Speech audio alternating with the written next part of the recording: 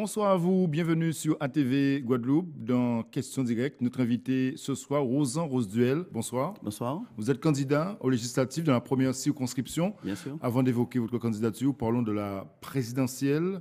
J'imagine que quand on est candidat aux législatives dans la première circonscription, soutenu par le maire Éric Jalton, votre choix est fait pour la présidentielle? Mais écoutez, le choix est clairement fait puisque vous avez deux candidats à ce second tour. Vous avez Marine Le Pen et bien sûr Emmanuel Macron. Nous rejetons toute idéologie de haine, de xénophobie. Et je crois que nous devons tous nous mobiliser pour donner à Macron une victoire éclatante. Puisqu'il ne s'agit pas simplement de faire gagner Macron. Il faut que nous puissions vraiment le faire gagner avec une large victoire. Ça permettra de montrer que les Guadeloupéens sont bien debout et ne veulent pas du racisme, ne veulent pas de la xénophobie, ne veulent pas de la haine, et ne veulent pas entretenir de telles situations. C'est un choix d'adhésion ou un choix simplement républicain de circonstances? C'est un choix qui est partagé entre le fait que ce soit un choix républicain et d'adhésion, puisque j'ai bien lu le programme d'Emmanuel Macron et j'ai noté qu'il y avait quand même des mesures assez intéressantes. Aujourd'hui, par exemple, Emmanuel Macron propose d'augmenter le minimum vieillesse à 900 €. Ça, c'est une mesure très intéressante. Il propose, par exemple, de diminuer le nombre d'élèves par 2, à savoir pour que dans les zones prioritaires, que les élèves soient au nombre de 12, 15 à peu près. Donc là, je pense que nous avons là matière à travailler. Alors, l'adhésion est venue entre les deux tours ou l'adhésion n'a pas été là dès le départ? Non, je crois qu'il faut savoir observer les différents programmes, il faut savoir les lire. Mon parti politique a soutenu Benoît Hamon. Benoît Hamon ça a été un choix sur les valeurs. Aujourd'hui, nous avons face à face deux visions politiques différentes, pratiquement opposées. Nous devons faire le choix de la démocratie, du progrès, et donc nous devons faire le choix d'Emmanuel Macron. Je l'ai dit, vous êtes candidat aux législatives dans la première circonscription. Si vous êtes élu député au mois de juin prochain, est-ce que vous serez un parlementaire, un député d'En Marche? Non, pas du tout. Je ne serai pas un député d'En Marche. Par contre, je vais travailler avec les équipes d'En Marche. Je vais travailler avec des républicains, avec des progressistes, des démocrates, des hommes de gauche. Je serai dans un groupe où j'aurai... Quel groupe? Vous serez sans étiquette? Non. Vous savez qu'au fur et à mesure en tout cas, à l'issue de l'élection, les députés vont se retrouver, ils vont pouvoir Imaginez que Emmanuel Macron est élu et qu'il n'ait pas la majorité parlementaire.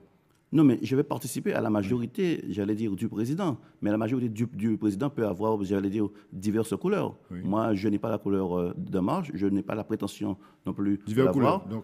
Mais ce que j'ai envie de vous dire, c'est la droite qui est majoritaire. Mais ce que j'ai envie de vous dire, c'est que moi, je serai dans le camp des démocrates, des républicains et des progressistes. Voilà. Ça ne répond pas à la question. Si c'est la droite qui est majoritaire.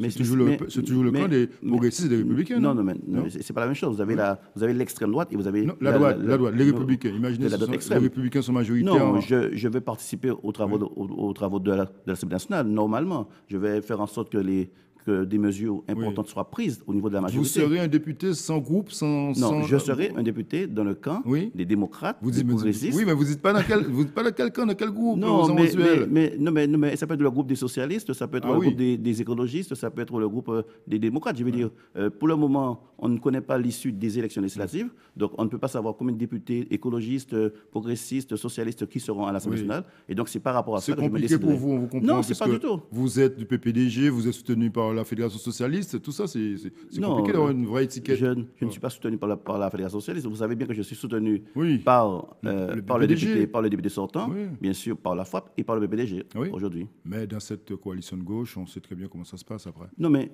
moi, ce que je veux, c'est être un député qui fera entendre parler de la Guadeloupe. Je serai le porte-parole de l'ensemble des Guadeloupéens, de l'ensemble des Pointois, des Marie-Galantais, des Abimiens, des Mornaliens. C'est ce député-là que je veux être, celui qui portera la voix de la Guadeloupe et la souffrance de ce pays.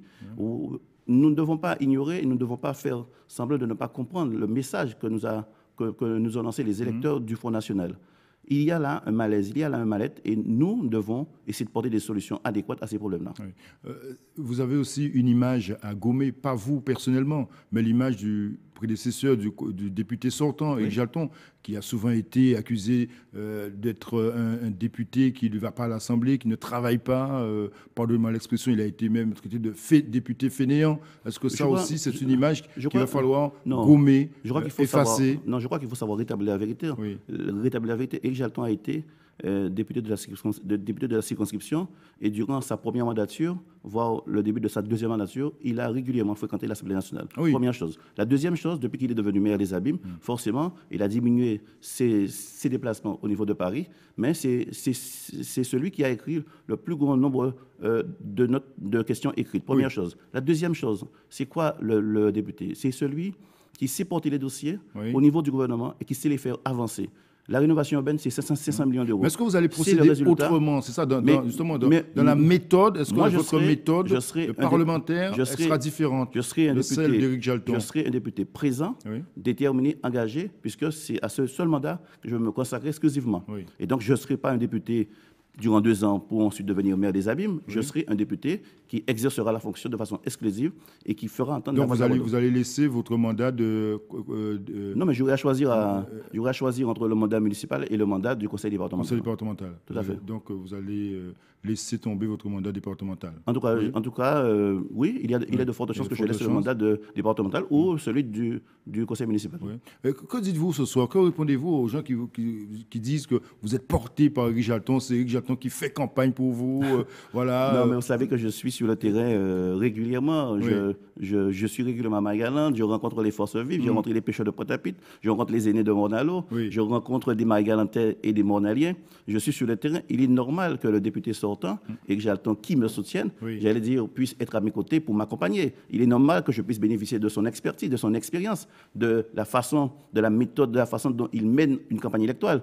Donc je vais dire, vous savez que beaucoup de mes concurrents sont venus voir Éric Jalton pour qu'ils puissent apporter leur soutien à ces candidats. Éric Jalton a dit non, qu'il avait son candidat qui s'appelait Rosan Rosduel. Et donc, nous sommes au travail pour gagner ces élections. Et le choix de votre suppléante à Mornalo plutôt qu'une Marie-Galantaise Mais vous savez que Sabrina Garès-Kazako est ma suppléante. Elle est une élue municipale d'origine marie-galantaise. Elle a fréquenté des associations de Pointe-à-Pitre et elle a été élevée au Résil. Vous voyez bien que c'est une femme déterminée, engagée. C'est une femme... C'était votre choix. C'était mon choix. C'est votre choix. C'est une femme qui a... Vous ne l'avez pas imposé? Non, pas du tout. C'est une élue municipale de Mornalo qui a toute la confiance du maire de Mornalo et qui travaille avec la majorité municipale. Et donc, à part ce biais-là, nous allons pouvoir porter les projets des différentes communes de la circonscription. Merci, Rosan Rosduel, d'être venu ce soir évoquer votre candidature. Merci à vous de nous avoir suivis sur ATV Guadeloupe. Bonne soirée sur ATV. À demain.